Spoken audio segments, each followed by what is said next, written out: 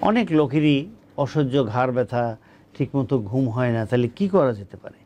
সারাদিন কম্পিউটারের সামনে বসে কাজ করা কিংবা মোবাইলে গেম খেলা বা চ্যাটিং করা, যাই করুন না কেন, এর ফলে হতে পারে ঘাড় ব্যথা।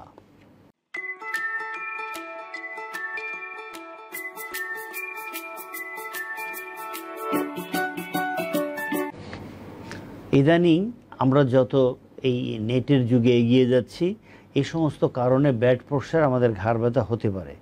কারণ স্থির অঙ্গভঙ্গির কারণেই বেশিরভাগ মানুষের কাঁধ বা ঘাড়ে হঠাৎ তীব্র ব্যথা শুরু হয়। ফলে ঘাড় যেমন নড়ানো যায় না, তেমনি ব্যথায় কাতরাতে হয়। ঘুমের ভঙ্গি, টেনশন বা স্ট্রেস, দীর্ঘক্ষণ মাথা ঝুঁকিয়ে থাকা, নরম গদিতে শুয়ে থাকা, দীর্ঘ সময় ধরে শরীরের অঙ্গভঙ্গির সঠিক না থাকা আপনার ঘাড় ব্যথা হতেই পারে। অথবা আপনার রিকশায় যাচ্ছেন, পেছন থেকে ধাক্কা দিল, ঝাঁকি লাগলো, আপনার ঘাড় ব্যথা হতে পারে। আপনি ভারী কিছু ঘাড়ের মধ্যে বা মাথায় নিয়ে এপাশ থেকে এপাশে, অথবা খানিকক্ষণ জায়গায় আপনি গেছেন মাথার মধ্যে নিয়ে, আমরা বলি যে বোঝা নিয়ে যায়, এটা নিলেও আপনার ঘাড় ব্যথা হতে পারে। ওকে, তাহলে আমরা ঘাড় ব্যথা হলে করব কি?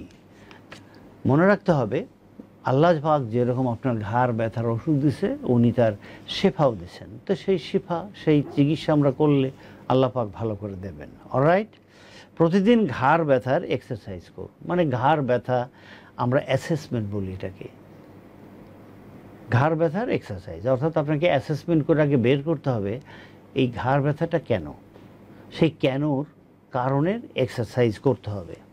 আমাদের ইউটিউব চ্যানেলে ঘাড় ব্যথার ব্যায়ামগুলো দেওয়া আছে, ভিডিওগুলো দেখতে পারেন। আশা করি উপকৃত হবেন। প্রতি 2 থেকে 3 ঘন্টা পর পর এই অনুশীলনগুলো করলেই দ্রুত ঘাড় ব্যথা ভালো হতেই পারে। Myofascial release is very important আমার কাছে। মায়োফেশিয়াল রিলিজে কি আমরা ডলে দেই, আমি একে বলি মেল্টিং দ্য পেইন। নারকেলের তেল, রসুন, আপনি নারকেল তেল নেবেন 1 পোয়া, তার মধ্যে 20 কোয়া রসুনকে ছেঁচে অথবা কেটে দিয়ে গরম করেন, লাল লাল হলে একটা পাত্রে ঢেলে রাখেন, ঠান্ডা হোক। তারপরে সুন্দর করে আপনি এখানে মায়োফেশিয়াল রিলিজ অর্থাৎ মেল্টিং দ্য পেইন করবেন, দেখবেন ঘাড় ব্যথা কমে গেছে, অনেক কমে গেছে। এরপরে যদি আপনার ব্যথাটা হঠাৎ করে হয়েছে, তাহলে অল্প দিনের ঠান্ডা সেক দেন। ওখানে ঠান্ডা সেক 10 মিনিট ঠান্ডা সেক দেন, দিনে 2-3 বার। ঠান্ডা সেকটা এই নারকেল তেল রসুনের উপর লাগিয়ে এরপরে ড্রাই টাওয়াল দিয়ে ঢেকে রাখবেন 10 মিনিট। এরপর ওটা সরিয়ে এক্সারসাইজ করুন। আমরা ঘাড় ব্যথা যদি হয় বা ঘাড় ব্যথা প্রতিরোধ করার জন্য আমরা কি করতে পারি যাতে ঘাড় ব্যথা না হয়? অর্থাৎ আপনি একই ভঙ্গিতে না থাকা, সামনে অনেকক্ষণ ফোন নিয়ে না কাজ করা, খানিকক্ষণ কাজ করার পরে আপনি এক্সারসাইজ করুন, স্ট্রেস করুন, পেছন দিকে নেন, কারণ সামনের দিকে ছিলেন, এখন পেছন দিকে নেন, ডান দিকে অনেক ঘোরান যতটুকু পারেন, বাম দিকে ঘোরান যতটুকু পারেন, এক্সারসাইজগুলো করুন।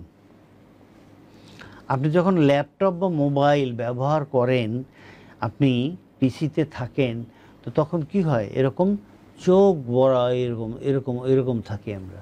তো সুতরাং এক্সচেঞ্জ ইওর পোস্চার। আপনার মোবাইল ফোনটি ব্যবহার করার সময় নিশ্চিত করুন যে টেক্সট করার সময় আপনার ঘাড়ে চাপ পড়ছে না।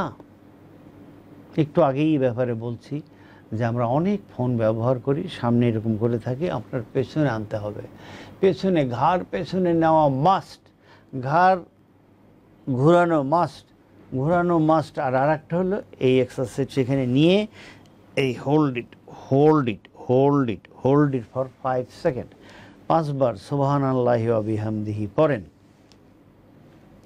আপনার ঘাড়ের পেশি সুস্থ রাখতে নিয়মিত ঘাড়ের ব্যায়াম বা এক্সারসাইজগুলো একজন ফিজিওথেরাপি চিকিৎসকের আন্ডারে তাকে দেখিয়ে করবেন। দীর্ঘ সময় ধরে গাড়ি চালাবেন না, কারণ এতে আপনার ঘাড় বা পিঠে ব্যথা হতে পারে, এটা শক্ত হয়ে যেতে পারে। আপনি একটু রেস্ট নেন, একটু গাড়ি থেকে নামেন, একটু হেঁটে নেন, ঘাড়ের এক্সারসাইজ করে নেন, আবার গাড়ি চালান। আপনি যদি মনে করেন ঘুমের অবস্থানের কারণে ঘাড় ব্যথা হচ্ছে, তাহলে সঠিক বালিশ এবং বিছানা ব্যবহার করুন। দর্শক, যদি মনে করেন ঘুমানোর জন্য হয়, যে আমি ঘুমাইছিলাম সকালে উঠে এরকম হচ্ছে, তাহলে চেঞ্জ ইউর বালিশ অ্যান্ড বিছানা, অথবা যে ভঙ্গিতে ছিলেন ভঙ্গি পরিবর্তন করুন। দীর্ঘস্থায়ী ঘাড় ব্যথা। দীর্ঘস্থায়ী ঘাড়ের ব্যথা সাধারণত ভুল অঙ্গভঙ্গি, শারীরিক চাপ এবং খাদ্যাভ্যাসের কারণেও হতে পারে। প্রাকৃতিক ঘরোয়া প্রতিকারের প্রতি আপনার ব্যথা না কমে তাহলে, অর্থাৎ প্রাকৃতিক প্রতিকারে যদি আপনার কষ্ট না যায়, তাহলে আপনি অবশ্যই একজন বিশেষজ্ঞ ফিজিওথেরাপি চিকিৎসককে দেখাবেন। তিনি আপনার অ্যাসেসমেন্ট করে মেইন কারণটা বের করবেন, তারপর চিকিৎসা করে দেবেন। উনি আপনার সঠিক চিকিৎসক হবেন।